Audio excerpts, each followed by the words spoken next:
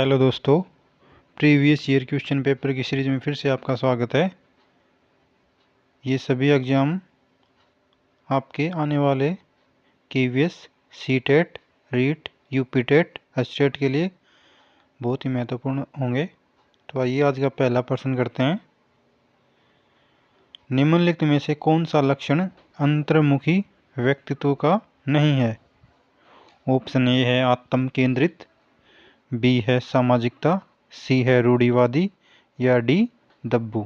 देखो, जो अंतर्मुखी व्यक्तित्व है ना, ये व्यक्तित्व दिया था यूंग ने। यूंग ने कितने बताए थे? 3 प्रमुख बताए थे व्यक्तित्व के भाग। पहला अंतर्मुखी, एक बहुमुखी और तीसरा उभयमुखी। और जो अंतर्मुखी व्यक्तित्व वाला व्यक्ति होता है ना, वो होता है संकोची, आत्म केंद्रित, दब्बू, आत्मचिंतक, असामाजिक, शांत और तर्क प्रधान। तो इसमें से क्या नहीं होगा? इसमें देखो, इसमें से जो अंतर्मुखी व्यक्तित्व वाला व्यक्ति आत्म केंद्रित भी होगा, रूढ़िवाद भी हो गया और दब्बू भी हो गया। तो सामाजिकता ये नहीं होती उसमें, ठीक है।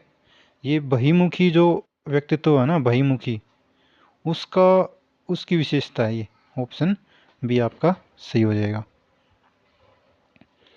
अगला क्वेश्चन है, अधिगम के नियम के तहत तत्परता का नियम प्रतिपादित किया। Option A Edward L Thorndike ने, option B John B Watson ने, सी पावलोव ने या डी मैक्स वर्दमर ने। तो अधिगम के जो तत्परता का नियम किसने दिया था? वो दिया था थॉर्नडाइक ने। थॉर्नडाइक ने 3 नियमों का प्रतिपादन किया था, जिसमें एक था अभ्यास का नियम, दूसरा था प्रभाव का नियम और तीसरा था तत्परता का नियम। तो इसमें आपका ऑप्शन नंबर ए सही हो जाएगा, थॉर्नडाइक। नेक्स्ट क्वेश्चन है आपका, निम्न में से कौन सी विधि प्राथमिक स्तर पर शिक्षण के लिए उपयुक्त नहीं है? तो कौन सी नहीं है? ऑप्शन ए समस्या समाधान विधि, ऑप्शन बी है गतिविधि उपागम, सी है व्याख्यान विधि और डी है प्रोजेक्ट विधि।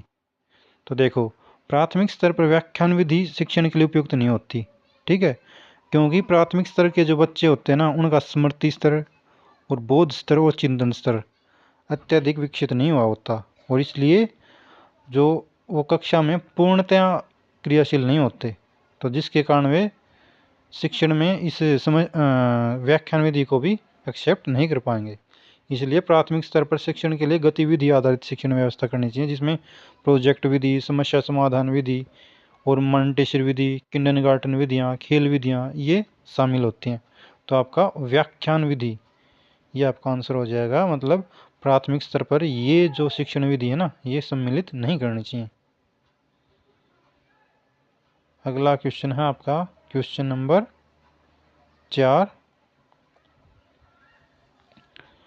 वह गत्यात्मक बल जो बालक के व्यवहार को ऊर्जा देता है और वह सीखने की क्रिया करता है, वह है ऑप्शन ए लक्ष्य और अवरोध, प्रबल प्रेरणा या डी सभी विकल्प सही हैं। देखो, गत्यात्मक जो बल होते हैं ना, वो आपका लक्ष्य भी है, अवरोध भी है, प्रबल प्रेरणा भी है, तो ये तीनों आपके सही हैं। तो ऑप्शन नंबर डी आपका सही हो जाएगा।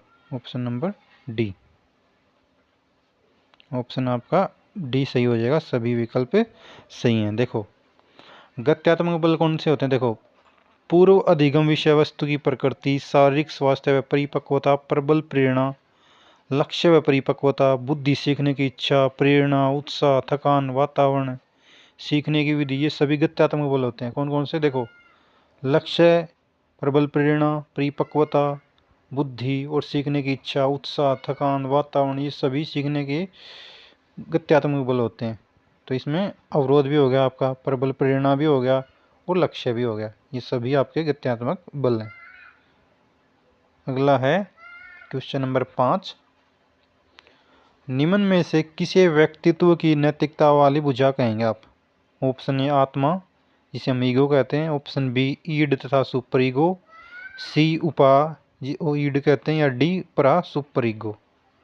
ठीक है, जो नैतिकता की भुजा किसे कहेंगे हम? देखो, ईड, ईगो, सुपर ईगो, ये व्यक्तित्व सिद्धांत किसने दिया था?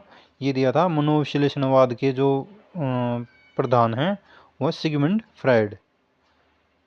जो मनोविश्लेषणवाद के जनक हैं वो हैं आपके सिगमंड फ्रायड। इन्होंने इन तीनों को दिया था, ईड, ईगो, सुपर ईगो। और जो इन्होंने नैतिकता की भुजा कहा था वो कहा था सुपर ईगो को। तो आपका आंसर नंबर डी सही हो जाएगा। ऑप्शन नंबर डी आपका सही हो जाएगा, सुपर ईगो। क्योंकि सुपर ईगो के अंतर्गत क्या होता है, जो व्यक्ति होता है ना वो मानवीय, सामाजिक, राष्ट्रीय हित में त्याग व बलिदान देने के लिए तत्पर रहता है।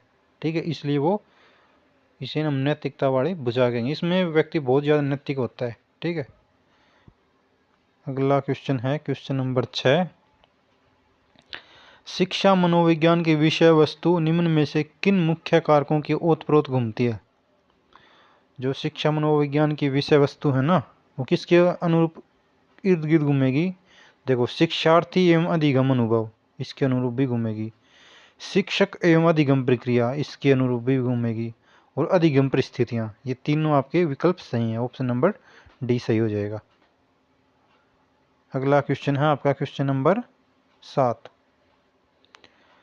निम्न में से कौन सा कथन सही है? हमने सही कथन बताना है। ऑप्शन ए, परिपक्वता में अभ्यास का महत्व होता है। परिपक्वता में अभ्यास का कोई महत्व नहीं होता। ठीक है, परिपक्व होने एक शारीरिक क्रिया, हाँ ये ठीक है। परिपक्व होने के आपकी फिजिकल क्रिया, ठीक है, फिजिकल प्रोसेस है, आपकी शारीरिक क्रिया है। परिपक्वता मृत्यु पर्यंत चाहिए, ये सही नहीं है आपका। परिपक्वता में केवल मात्रात्मक नहीं, ये भी सही नहीं है। परिपक्वता में आपका शारीरिक और मानसिक दोनों होते हैं। ठीक है, इसलिए वो कहते नहीं है कि ये बच्चा अभी मानसिक रूप से परिपक्व नहीं हुआ। तो परिपक्व क्या होता है, केवल मात्रात्मक नहीं होता। परिपक्वता केवल मात्रात्मक नहीं होती, उसमें संज्ञानात्मक भी होती है, मानसिक भी होती है, बौद्धिक भी होती है। ठीक है, और परिपक्वता मृत्यु पर्यंत नहीं चलती। और परिपक्व होने एक शारीरिक क्रिया है, हाँ ये तो ठीक है। ऑप्शन नंबर बी आपका सही हो जाएगा। अगला क्वेश्चन है क्वेश्चन नंबर 8। शिक्षा मनोविज्ञान अधिक बल देता है। शिक्षा मनोविज्ञान किसके ऊपर बल देगा भाई? ऑप्शन ए, शिक्षक केंद्रित शिक्षा पर। ऑप्शन बी, छात्र केंद्रित शिक्षा पर। सी, पाठ्यचर्या केंद्रित शिक्षा पर। और विद्यालय केंद्रित शिक्षा पर।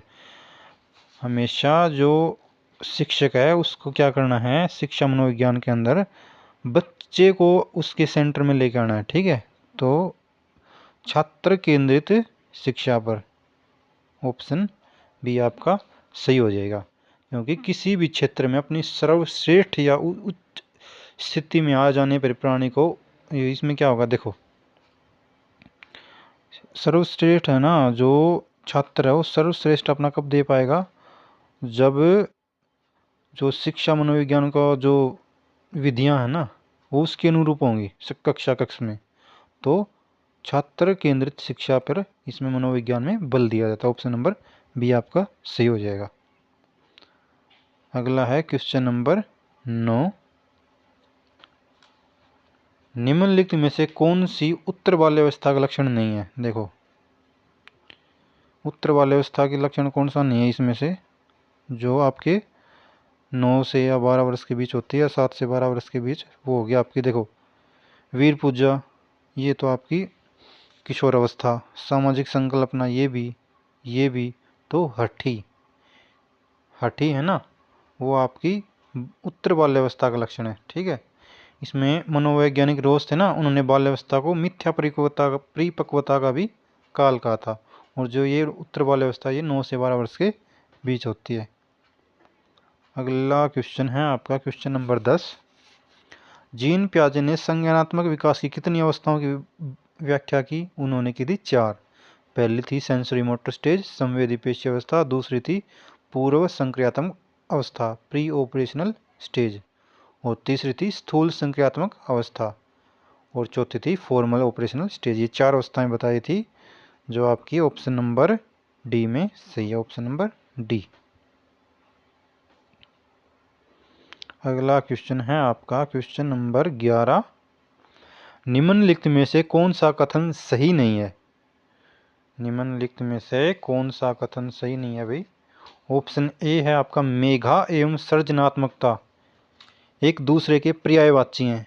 बी, एक मेधावी बालक हो सकता है सृजनात्मक न हो। या सी, एक सृजनात्मक बालक उच्च दर्जे का मेधावी हो सकता है। डी, सृजनात्मकता का पोषण किया जा सकता है।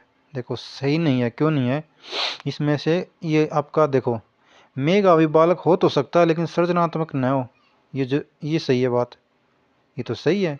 और सही नहीं है, हमें वो निकालना है। एक सृजनात्मक बालक उच्च दर्जे का मेधावी हो सकता है, ये भी बात सही है, क्योंकि इन दोनों के बीच पॉजिटिव रिलेशनशिप होता है, ठीक है, धनात्मक। और सृजनात्मकता का हम पोषण भी कर सकते हैं, ये भी ठीक है बात। तो मेघा एवं सृजनात्मकता एक दूसरे के पर्यायवाची, ये बात गलत है आपकी, क्योंकि ये जरूरी नहीं है कि मेघावी जो बच्चा है वो सृजनात्मक भी हो, ठीक है, लेकिन मेघावी बालक सृजनात्मक जरूर हो सकता है, और ये जरूरी भी नहीं है। तो ऑप्शन नंबर ए आपका सही हो जाएगा, ऑप्शन नंबर ए। और इसमें सृजनात्मकता में क्या कहेंगे हम, सृजनशीलता का मुख्य संबंध मौलिकता और नवीनता से होता है, ठीक है, जो व्यक्ति को किसी समस्या का समाधान खोजने के लिए नवीन ढंग से सोचने, विचार करने और कार्य करने के लिए समर्थ बनाती है, ठीक है, ये आपकी होती है सृजनात्मकता। तो इनमें एक दूसरे की पर्यायवाची नहीं है, मेघा और सृजनात्मकता। अगला क्वेश्चन है आपका क्वेश्चन नंबर 12। विद्यालय में सह पाठ्येतर गतिविधियां क्यों आयोजित की जानी चाहिए। जो सह पाठ्येतर गतिविधियां ना वो क्यों आयोजित करनी चाहिए। ऑप्शन ए, ये संस्था की प्रसिद्धि में सहायक हैं। बी, ये छात्र के समग्र विकास में सहायक हैं, यानी कि ऑलराउंड डेवलपमेंट में। तो ये सही हो जाएगा आपका, ऑलराउंड डेवलपमेंट में ये विकास में सहायक है, जिसमें आपका फिजिकल भी हो गया, मेंटल भी हो गया, बौद्धिक भी हो गया, सामाजिक भी हो गया।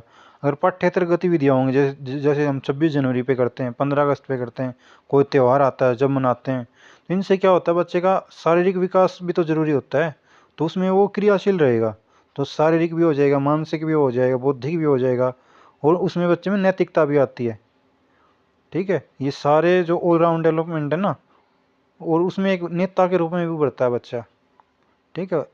तो क्वेश्चन नंबर 12 का ऑप्शन नंबर बी ठीक हो जाएगा। अगला क्वेश्चन है क्वेश्चन नंबर 13। निम्न में से कौन सा आयाम मानसिक विकास के तहत आता है आपका।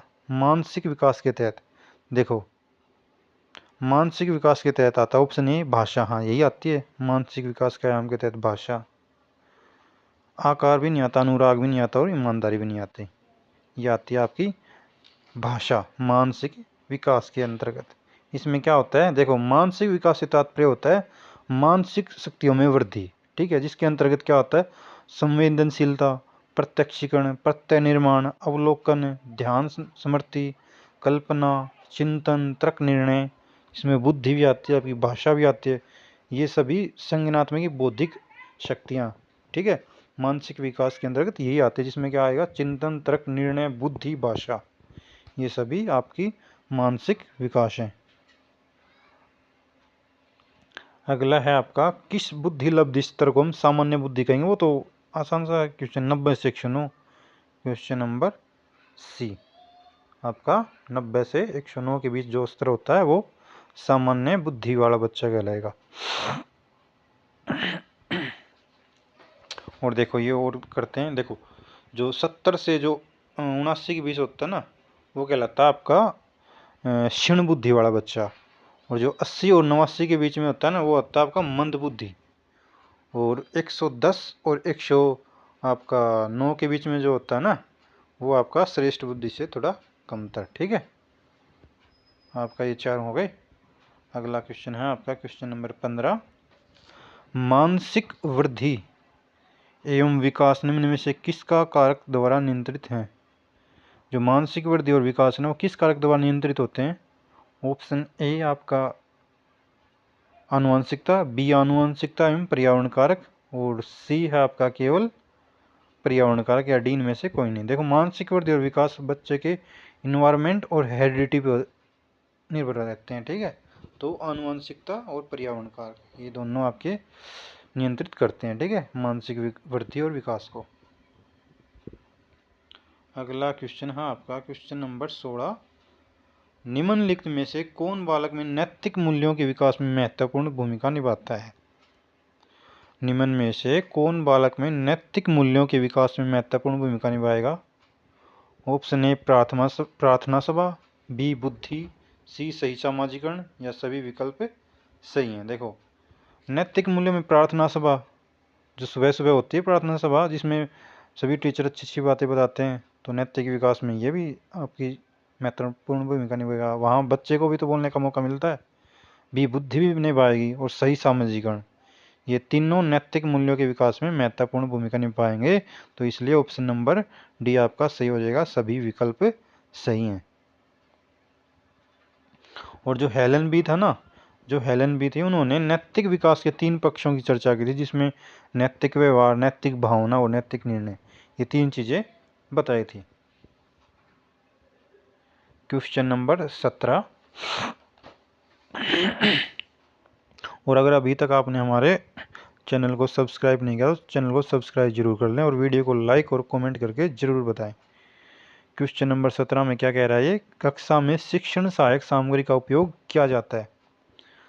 भाई कक्षा है, उसमें एक कोई टीचर सहायक सामग्री का उपयोग क्यों करता है, किस लिए करता है?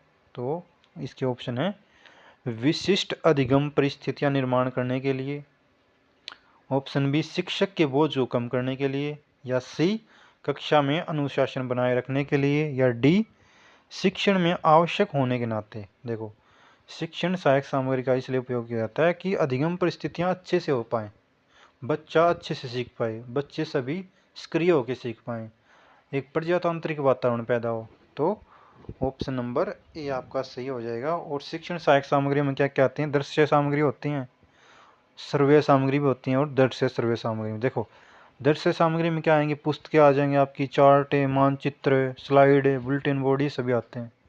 और आपकी सुनने वाली में आएंगे रेडियो, फ़ोन, टेप रिकॉर्डर, ये सभी आते हैं। और आपकी जो सुन भी पाए और देख भी पाए, जिसमें फिल्में हो जाती हैं, दूरदर्शन हो जाते हैं, ये सभी प्रोग्राम। तो इनका उपयोग करना एक शिक्षक के लिए कक्षा के वातावरण में जरूरी हो जाता है। ठीक है,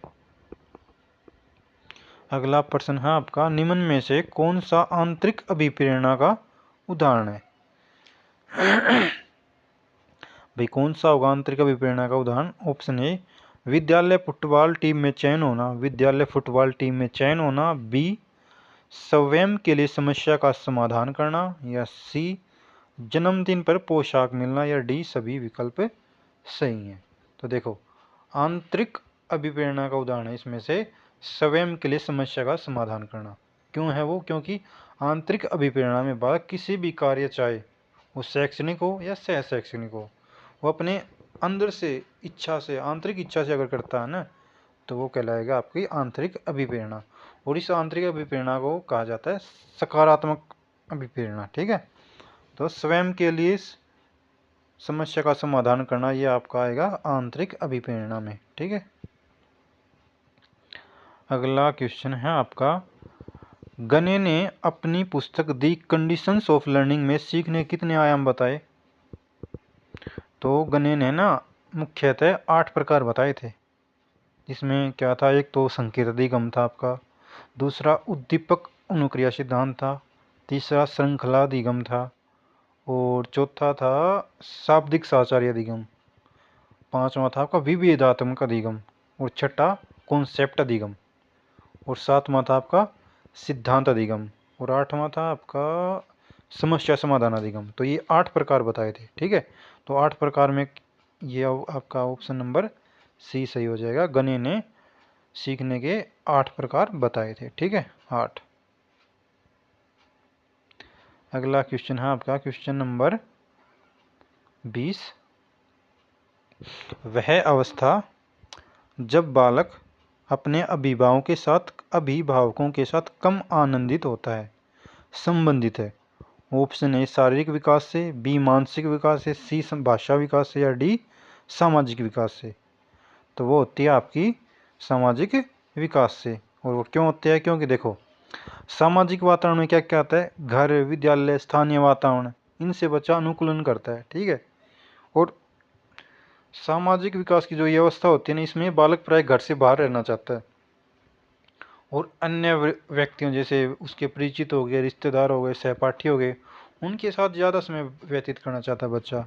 लेकिन घर में उसके अभिभावकों, उसके भाई बहन, उनके साथ वो कम आनंदित होता है, इसलिए वह उनके साथ कम समय व्यतीत करना चाहता है और अपने आस पड़ोस, बाहर उसके दोस्त, वहाँ समय ज़्यादा व्यतीत करना चाहता है। इसलिए ऑप्शन डी आपका सही हो जाएगा, सामाजिक विकास। अगला क्वेश्चन है क्वेश्चन नंबर 21। निम्न में से कौन से पर्यावरणीय कारक व्यक्तित्व को प्रभावित करते हैं? कौन से करेंगे भी पर्यावरणीय कारक? ऑप्शन ए सामाजिक कारक, बी सांस्कृतिक कारक, सी आपका सांस्कृतिक कारक और बी आर्थिक कारक, या डी सभी सही हैं। तो देखो ये है ना, सामाजिक कारक भी करता है, आर्थिक कारक भी करते हैं और सांस्कृतिक कारक भी करते हैं। तो यानी कि पर्यावरणीय कारक को व्यक्तित्व के सभी विकल्प सही हैं। इसमें क्या होता है देखो, हर किसी व्यक्तित्व को दो प्रमुख कारणों से प्रभावित होना पड़ता है। एक तो होता है जैविकीय कारक जो उसके माँ बाप से, और दूसरा पर्यावरणीय कारक। और इसमें पर्यावरणीय कारक के अंतर्गत क्या क्या आएगा, और जैविकीय कारक में हम लेंगे हेरिडिटी को, ठीक है, आनुवंशिकता को। पर्यावरणीय कारक में हम क्या लेंगे, परिवार, पास पड़ोस, आर्थिक स्थिति, विद्यालय, धर्म, संस्कृति, ये सभी शामिल होते हैं। तो ऑप्शन नंबर डी आपका सही हो जाएगा। अगला क्वेश्चन है क्वेश्चन नंबर 22। शारीरिक विकास का क्षेत्र है। शारीरिक विकास का क्षेत्र कौन सा है भाई आपका? देखो स्नायु मंडल, मांसपेशियों की वृद्धि, एंडोक्राइन ग्लैंड्स, या ये सभी। तो आपका शारीरिक विकास के क्षेत्र ये सभी हैं, स्नायु मंडल भी है, मांसपेशियों की वृद्धि भी है, एंडोक्राइन ग्लैंड्स भी है। तो ऑप्शन डी आपका सही हो जाएगा। अगला क्वेश्चन है आपका,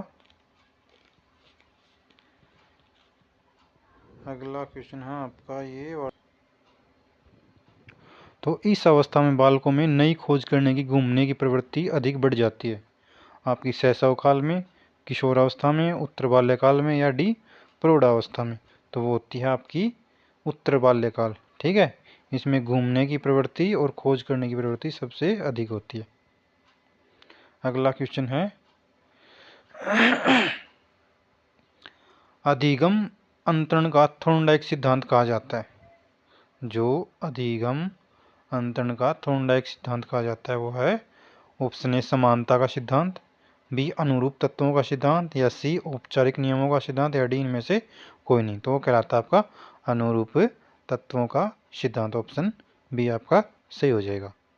अगला क्वेश्चन है निम्न में से कौन सा वंशानुक्रम का नियम नहीं है? कौन सा नहीं है भाई इसमें से वंशानुक्रम का नियम?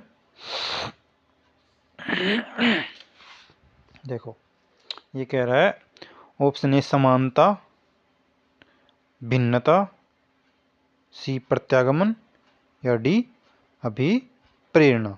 तो वंशानुक्रम में क्या आता है? समानता, भिन्नता भी होगी, प्रत्यागमन भी हो गया, आपका अभिप्रेरणा नहीं आएगी आपकी, ठीक है, वंशानुक्रम में। ऑप्शन नंबर डी आपका सही हो जाएगा। अगला क्वेश्चन है खालिस्तान की अवस्था तक बालक की दृष्टि एवं श्रवण इंद्रियां पूर्ण विकसित हो चुकी होते हैं।